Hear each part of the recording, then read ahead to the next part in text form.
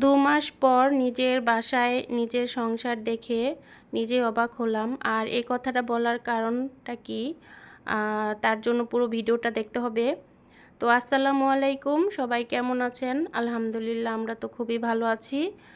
আর এই কথাটা বলার কারণ হলো, এই যে আমার বাসাটা আমি একটু আজকে আপনাদের সাথে দেখালাম।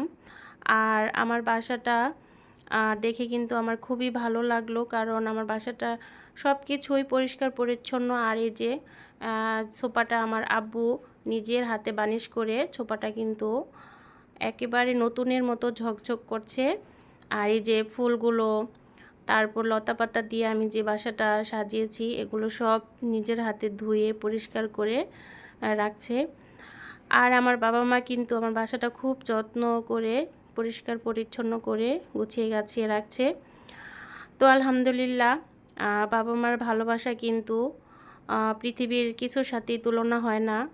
আর সন্তানের কিন্তু সবচেয়ে স্নেহের ভালোবাসার জায়গা হলো তার বাবা মা।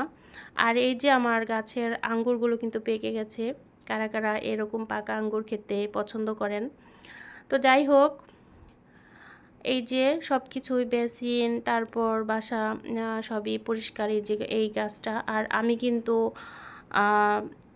লতাপাতা বা গাছ এগুলো বাসায় আমার খুব ভালো লাগে সাজিয়ে গুছিয়ে রাখতে। তারপর এই তো আমার বেডরুমটা,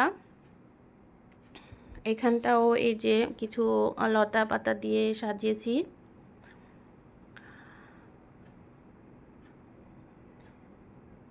তো যাই হোক, নিজের সংসারে নিজের গোছানো গাছানো জিনিস দেখতে কিন্তু ভালোই লাগে। আর কে কে আমার মতো এরকম লতাপাতা দিয়ে ঘর সাজাতে পছন্দ করেন, কমেন্টস করবেন। আর এই যে আমি সিসি ক্যামেরাটা কিন্তু অন করে রাখছি।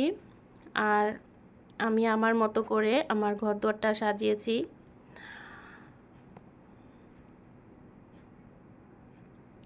তো একটা বাবা মাই পারে একটা সন্তানের ভালো মন্দ বা তার তাকে আগলে রাখতে। আর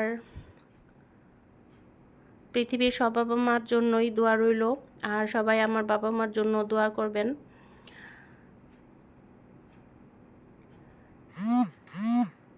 আর এই যে আমার ওয়ালমেটগুলো সবই পরিষ্কার। তো আমার বাসাটা সবার কেমন লাগলো অবশ্যই লাইক করে কমেন্ট করে জানাবেন।